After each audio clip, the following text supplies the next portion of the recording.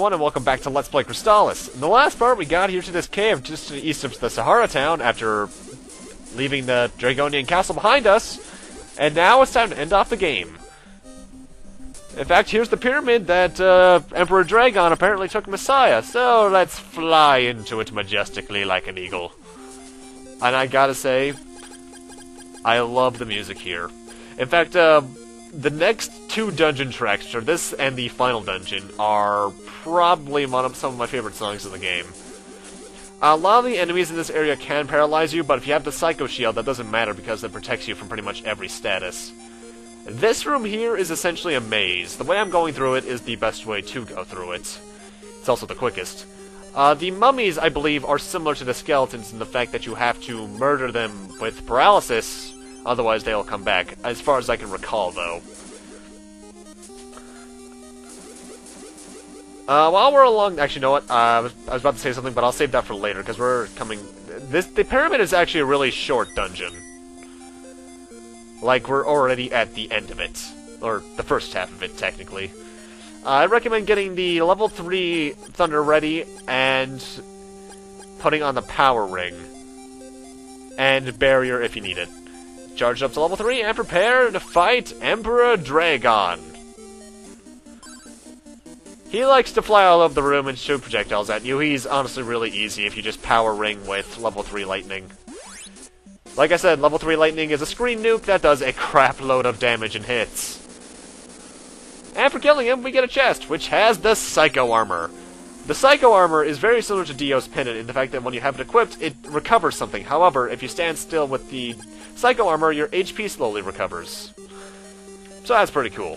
It's also the best armor in the game. And Azteca's here for some reason. Apparently they tortured him for some reason.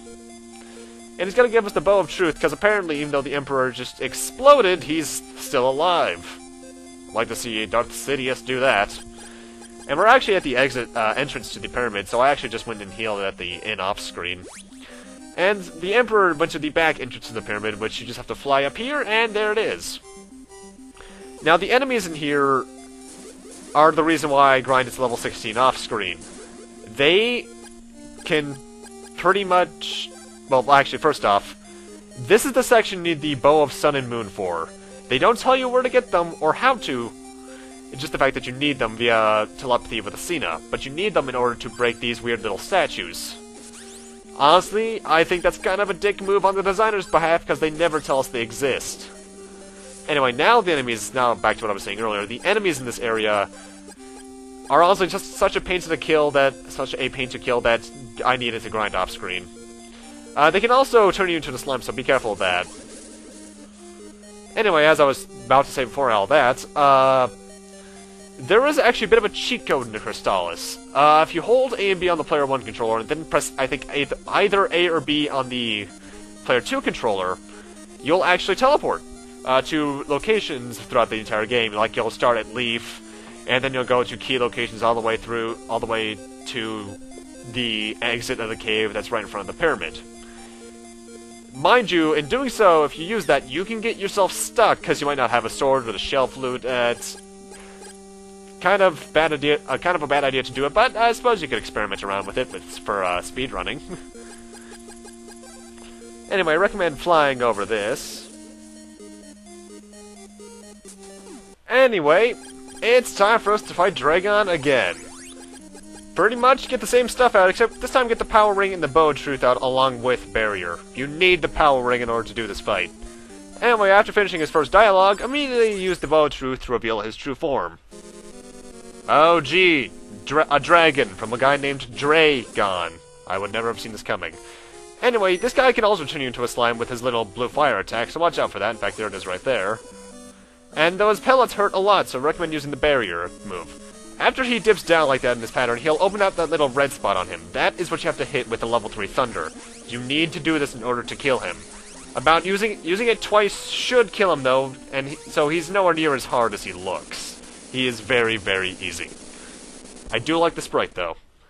And it might time for a plot twist. Apparently, Azteca and Draygon are kind of one and the same person. The way I always took it is that Draygon is pretty much the negative ideas from Azteca's head given physical form, blah blah blah blah blah, anime plot. But yeah, Azteca's dead now. We're gonna get a bit more backstory about him momentarily. But it's time for us to head to the tower in the sky that we haven't heard from since like part 1. Welcome to the tower in the sky. I recommend having the warrior ring out along with the refresh spell. The way this area works is that there's 3 robots like this on each floor. In order to progress, you need to kill them. However, there's a bit more of a catch to it than that we'll see momentarily. Also, these random sky robots really annoy me.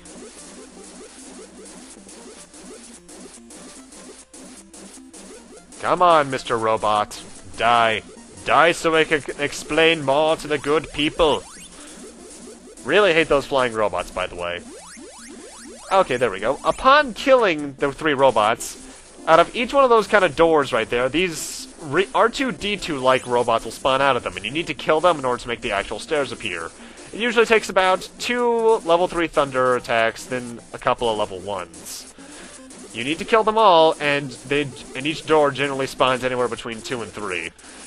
You're gonna need a lot of magic for this area, so I recommend packing in quite a few magic rings, which is why I did it. Why I brought so many. Though, admittedly, you could just get away with stunning them into like a corner with the level 1 attack. Their only attack is to fire little balls at you. Once the screen flashes and then a little wee sound appears, you know that you've killed them all and that you can move on to the next floor. You need to do this 3 times, and upon going up each staircase, you get a bit of backstory.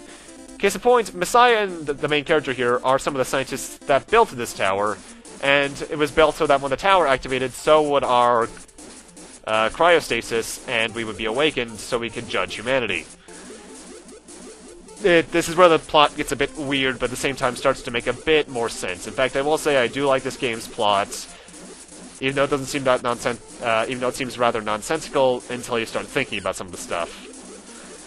In fact, that's probably my least favorite thing about the Game Boy Color version, is the fact that they made the plot so simple in comparison to this.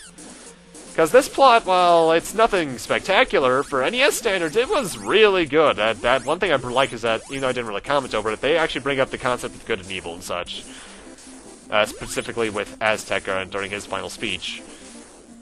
But my big problem with the Game Boy Color version is they went from having a plot like that to making it evil wizard is evil. Stop him! Oh boy. Mind you, the Game Boy Color version had quite a few problems like that. Like, the resolution, actually not many like that, but, well, let's just say the Game Boy Color version is a mixed bag. You got a lot of bad stuff, but also a lot of good stuff. Like, I don't like how they got rid of the elemental weaknesses.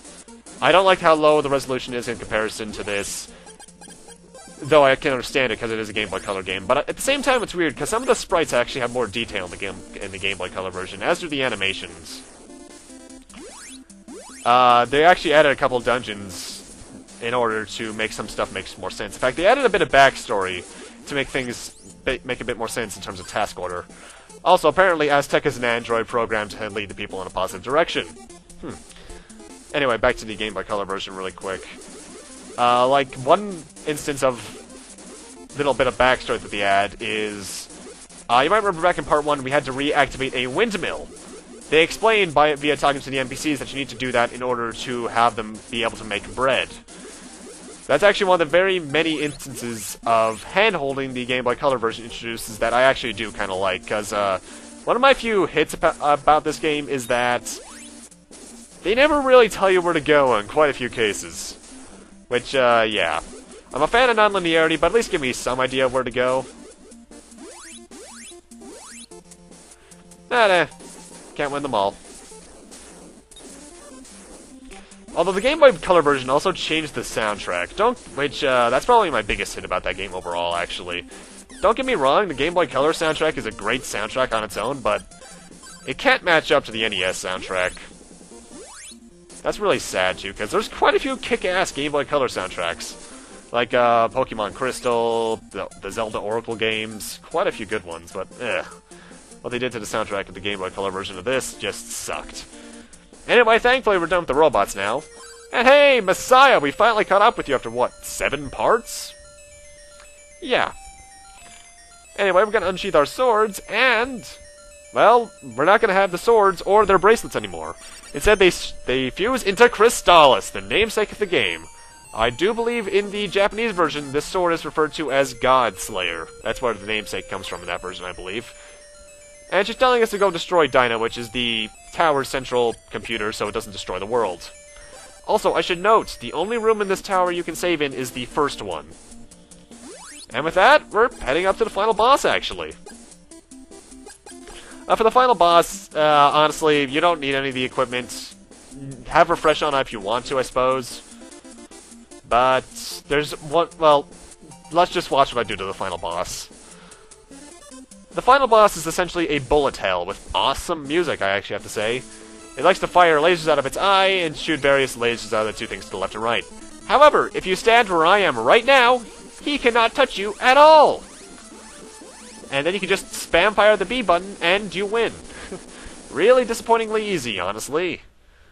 But, I've faced more disappointingly easy bosses. And Crystalis is thrust into the reactor, and now the place is blowing up. Fantastic! And hey, we're actually talking. I actually do kind of like it when your main character doesn't talk much at all, talks at the very end. Kind of wish Chrono Trigger and Cross did that, actually, because I really don't like mute protagonists. I think Legend of Zelda is the only one I can be okay with. And then it falls. And now, this legendary conflict, along with the people's despair, have ultimately ended. Samir and Messiah, 2 fearless youths we can never forget. This will be a legend remember forever. To maintain peace and humanity, and peace will remain. And, rather anticlimactically, that is Crystalis, and I have to say, this is actually a really solid game. Graphically for the system, it's quite impressive. And the fact that you're able to get this much stuff on a NES cart is amazing, because this game was 3 megabytes, which was huge back then. Musically, I obviously love it. The Game Boy Color version, as I mentioned multiple times, will change that for the worse, but it's still decent, I suppose. Gameplay mechanics is one of the only things it takes a hit on, because you're pretty much doing the same thing throughout the entire game. Mind you, you do that in a lot of action RPGs, like The Last Story. Absolutely love that game, but it gets really repetitive. Story-wise, for the NES, I think it's fantastic. It's much deeper than any old Final Fantasy game got until 4, so that's pretty good. So, overall, I'd say it's a really solid action RPG, or game in general, that I recommend a lot of you play. If you want to play it, there's the NES and the Game Boy Color versions, but I would recommend the NES version, which is why I bought a cartridge of it. But I'd overall give it a really strong recommendation. And then the tower crashes without any kind of explosion or crater. And nobody died. The end.